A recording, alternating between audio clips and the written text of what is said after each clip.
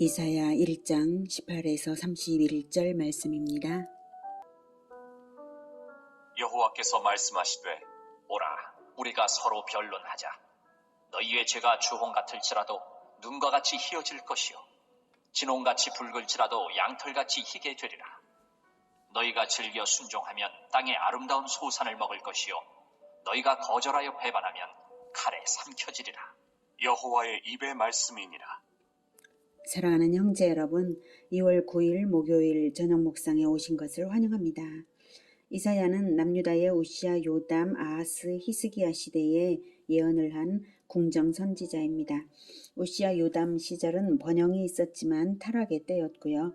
그래서 온 나라가 죄악에 깊이 물들어서 마치 전신이 다치고 병든 사람처럼 되었으나 하나님께 고침받으러 나올 줄을 몰랐습니다.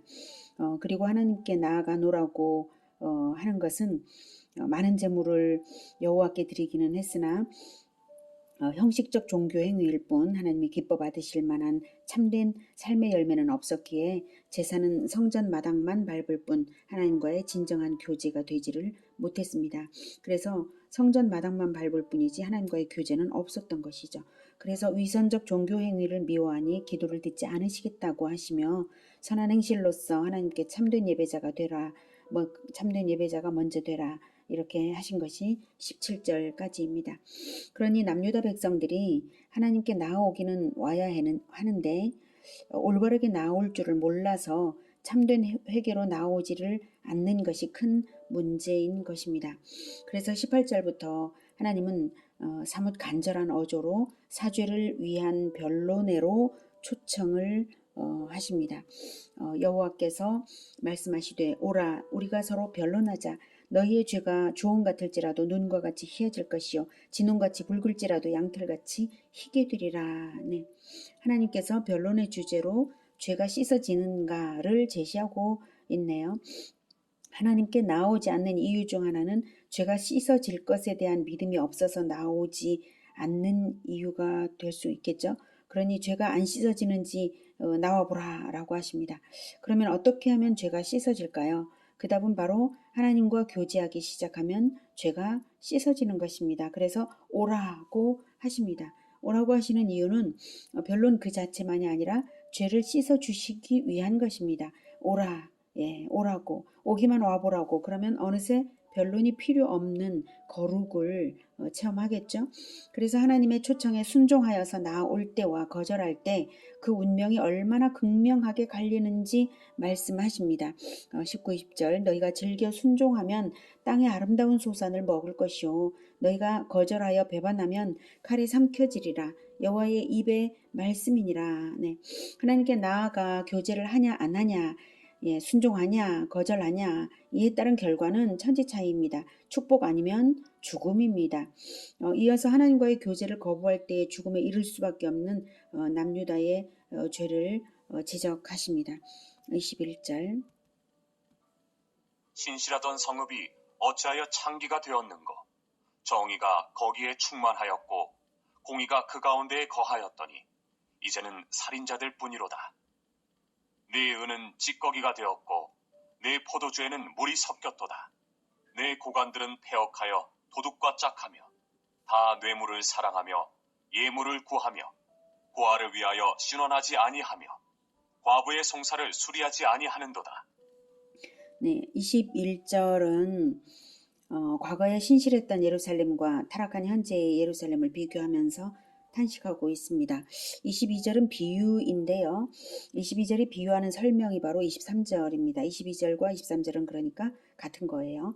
은이 찌꺼기가 된 것은 가치를 잃은 것이죠. 포도주가 물이 섞이면 맛을 잃어서 포도주가 아니죠.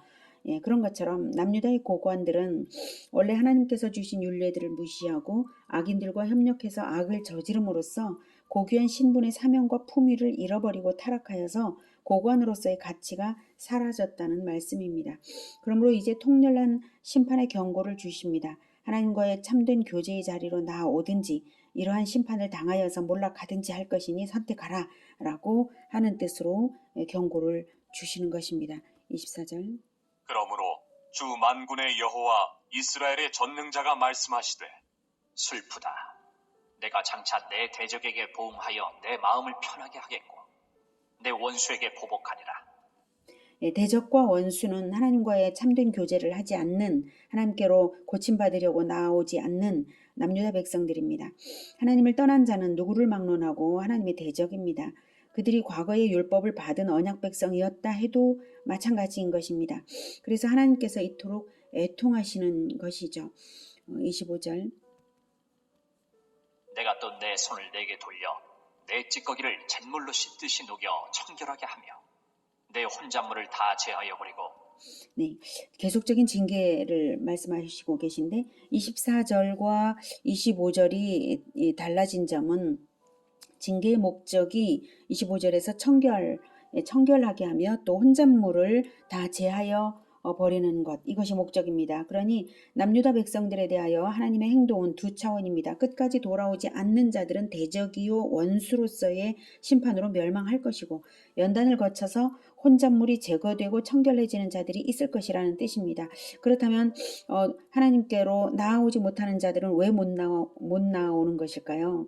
하나님께서 주홍같이 붉은 죄를 눈같이 희게 하실 것을 못 믿어서 못 나오는 게 아니라 사실은 뭡니까? 혼잣물을 완전히 제거하고 또 완전히 청결하게 되는 것이 두려워서 못 나오는 것이 아니겠습니까? 그러므로 하나님은 심판 중에라도 긍휼을 잊지 않으시고 남은 자들을 구원하시고자 행하시는 심판인 것입니다. 이 심판을 통하여서 나오지 않는 자들은 멸망이요, 그리고 나오는 자들은, 남은 자들은 구원이 될 것입니다. 26절. 내가 내 재판관들을 처음과 같이 내 모사들을 본래와 같이 회복할 것이라. 그리한 후에야 내가 의의 성읍이라 신실한 고울이라 불리리라 하셨나니 시온은 정의로 구속함을 받고 그 돌아온 자들은 공의로 구속함을 받으리라. 네, 돌아오는 자들이 중요하죠. 예, 구속함을 받으러 오는 자들이 중요하죠. 최종적으로 그리한 후에야 네가 의의 성읍이라 신실한 고울이라, 이렇게. 그래서 연단을 거쳐서 되는 것입니다. 그 연단이 싫은 사람들은 결국 돌아오지 못하는 거예요. 자, 이제 하나님의 의도가 명쾌하게 나타나고 있는 것이죠. 하나님의 심판의 의도는 돌아온 자들을 회복하여 의의 성읍이 되도록 공의로 구속하겠다는 것입니다. 여기서 이제 의의 성읍, 그리고 신실한 고을, 그리고 시온, 27절의 시온, 그리고 돌아온 자들은 전부 같은 대상입니다. 궁극적으로는 요한계시록에서 말하는 새 예루살렘이고 그리스도의 신부인 교회 공동체를 말하는 것입니다. 물론 참된 교회 공동체 내에서 다는 아니겠죠. 결국 교회 그저 몸은 출석을 하더라도 자기의 죄악은 씻음받기를 완전하게 씻음받기를 원치 않는 사람들은 나온 것이 아니니까요. 교회 마당만 밟는 것이니까. 그래서 참된 그리스도의 신부인 교회 공동체를 말하는 것입니다. 자, 그러면 모사들은 지도자들입니다. 모사들을 본래와 같이 회복할 것이 어떻게 이루어지고, 또 돌아온 자들이 공의로 구속함을 받으리라는 예언이 어떻게 이루어질까요? 유다의 모사들을 본래와 같이 회복할 것이라, 즉 유다의 지도자들을 회복시킨다는 것은 1차적으로는 바벨론 포로에서 귀환하여서 에스라, 스룹바벨, 느헤미야 등의 지도자들이 예루살렘 신앙 공동체를 세웠던 일로서 1차적으로는 성취되었고요. 궁극적 성취는 그리스도의 재림 때에, 하나님의 나라가 완성될 때에 만왕의 왕이신 주 예수님께 영광을 돌리는 만왕들, 즉 각 공동체를 지도하는 왕적인 지도자들로서 그 성취가 나타날 것입니다. 그래서 요한계시록에서는 어린 양이 어디로 가든지 따르는 자들, 그리고 그 어린 양의 노래를 부르는 자들, 14만 4천 이런 표현으로 나타났습니다. 자, 그러므로 돌아온 자들은 27절에 돌아온 자들은 공의로 구속함을 받으리라는 말씀은 왕이신 그리스도께서 십자가에서 완전한 공의의 심판을 받아 대속을 완성하심으로써 그 성취가 보장되는 일입니다. 십자가의 대속은 구약시대나 신약시대나 모든 문제의 해결의 근거이고 언약 성취의 근거인 것입니다. 모사들을, 즉 지도자들을 본래와 같이 회복할 최종 성취를 이사야 60장에서는 이렇게 예언을 했습니다. 제가 60장 이사야 60장 17에서 22절 제가 읽어드리겠습니다. 내가 금을 가지고 놋을 대신하며 은을 가지고 철을 대신하며 놋으로 나무를 대신하며 철로 돌을 대신하며 화평을 세워 관원으로 심으며 공의를 세워 감독으로 삼으리니 다시는 강포한 일이 내 땅에 들리지 않을 것이요 황폐와 파멸이 내 국경 안에 다시 없을 것이며 내가 내 성벽을 구원이라 내 성문을 찬송이라 부를 것이라. 네, 여기서 금을 금, 은 예, 이런 것들은 바로 이제 관원들이죠. 공의의 감독들, 화평의 관원들 그런 사람들을 말을 하는 것입니다. 그래서 하나님께서 이제 구원이라 성문이라 찬송이라 이렇게 부르시겠다고 하십니다. 계속 읽겠습니다. 19절 다시는 낮에 해가 내 빛이 되지 아니하며 달도 내게 빛을 비추지 않을 것이요 오직 여호와가 내게 영원한 빛이 되며 내 하나님이 영광이 되리니 다시는 내 해가 지지 아니하며 내 달이 물러가지 아니할 것은 여호와가 내 영원한 빛이 되고 내 슬픔의 날이 끝날 것임이라. 내 백성이 다 의롭게 되어 영원히 땅을 차지하리니 그들은 내가 심은 가지요 내가 손으로 만든 것으로서 나의 영광을 나타낼 것인즉. 네. 그래서 하나님의 진리의 빛 때문에 진리의 빛이 너무나 밝아서 해도 달도 그 비추임이 필요 없는 이러한 때가 된다라고 말씀을 하시죠. 그러니까 하나님의 말씀으로 비추임을 받고 또한 하나님의 말씀을 잘 알고 행하는 자들이 되는 것입니다. 그래서 내 백성이 다 의롭게 되어 영원히 땅을 차지한다. 라는 것입니다. 그들은 내가 심은 가지요. 하나님께서 직접 심으셨고 또 내가 손으로 만든 것 하나님께서 재창조하신 영혼들입니다. 온전히 재창조가 되고 온전한 생명을 얻은 자들을 말씀하시는 것이죠. 그래서 나의 영광을 나타낼 것인즉 하나님의 영광을 어떻게 나타냅니까? 예수 그리스도의 형상이 바로 하나님의 영광입니다. 예수 그리스도의 모범을 온전히 따르는 자들을 말하는 것이죠. 22절 그 작은 자가 1000명을 이루겠고 그 약한 자가 강국을 이룰 것이라. 때가 되면 나 여호와가 속히 이루리라. 네, 도전하는 자들입니다. 교회 개척과 공동체 개척, 전도를 열심히 하는 자들입니다. 그래서 그 작은 자가 1000명을 이루겠고 약한 자가 강국을 이루는 그러한 진정 지도자들이 참된 지도자들로 우뚝 서서 하나님 나라를 건설하는 것인데 여호와가 속히 이루리라 이렇게 말씀을 하고 계십니다. 자, 이렇게 돌아오는 자, 남은 자, 여호와께 진정한 교제를 원하여서 돌아오는 자들에게 행하실 것을 말씀하셨고요. 패역한 자와 언약 백성의 정체성을 버린 자는 구원이 없는 것을 다시 28절부터 확실시 하십니다. 그러나 패역한 자와 죄인은 함께 패망하고 여호와를 버린 자도 멸망할 것이라. 너희가 기뻐하던 상수리 나무로 말미암아 너희가 부끄러움을 당할 것이요 너희가 택한 동산으로 말미암아 수치를 당할 것이며 너희는 잎사귀 마른 상수리 나무 같을 것이요 물 없는 동산 같으리니 강한 자는 사모라기 같고 그의 행위는 불티 같아서 함께 탈 것이나 끌 사람이 없으리라. 네, 상수리 나무는 가나안 우상의 대표적 여신인 아세라를 세워서 상수리 나무 밑에 세워서 숭배했었거든요. 예, 그런 산당이 상수리 나무 곁에 있었습니다. 그리고 너희가 택한 동산, 너희가 택한 동산도 같은 의미죠. 너희가 택한 동산이나 상수리 나무나 다 우상 숭배의 장소입니다. 한때는 자랑스러워하던 우상들로 인하여 수치를 당하게 될 것입니다. 상수리 나무가 결코 영원히 푸르르지 못하고 여호와의 엄중한 심판을 당할 때는 불에 잘 타는 마른 상수리 나무와도 같은 꼴이 되어서 사모라기처럼 순식간에 불타고 영원히 불타는 신세가 될 것이라는 말씀입니다. 구약 시대는 이렇게 아세라상 이렇게 분명히 눈에 보이는 우상의 모양들이 있었지만 지금은 어떻습니까?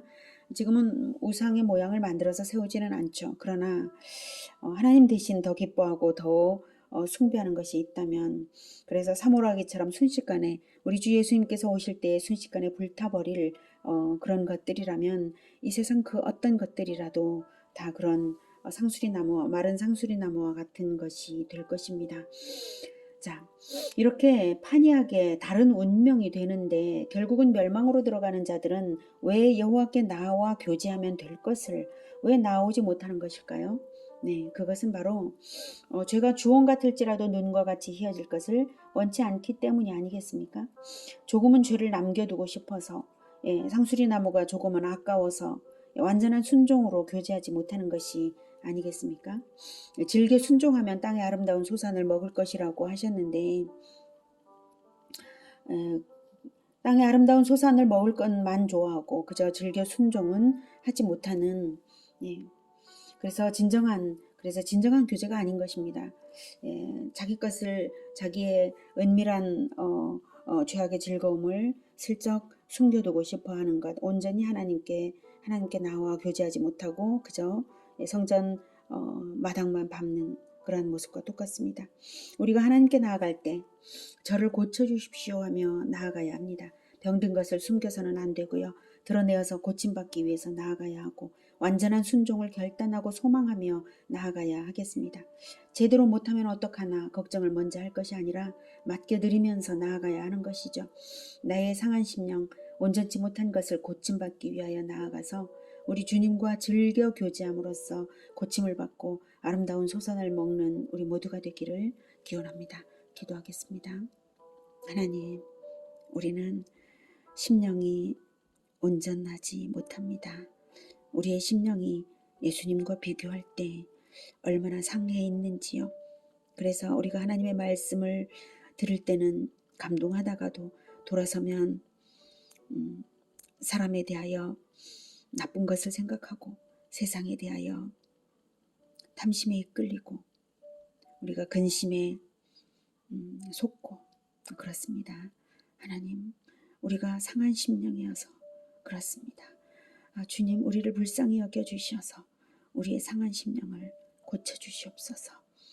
우리의 병든 것, 다친 것을 고쳐주셔서 온전케 하여 주시옵소서.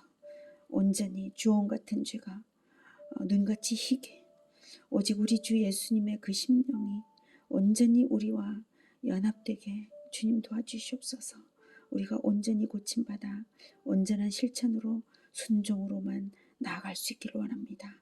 주님, 우리가 스스로 할 수 없사오니 오직 성령께서 강력하게 역사해 주셔서 고쳐주시고 우리가 즐겨 우리 주 예수님과 교제하며 우리 주 하나님의 은혜를 받게 하여 주시옵소서. 예수 그리스도 이름으로 기도드립니다. 아멘.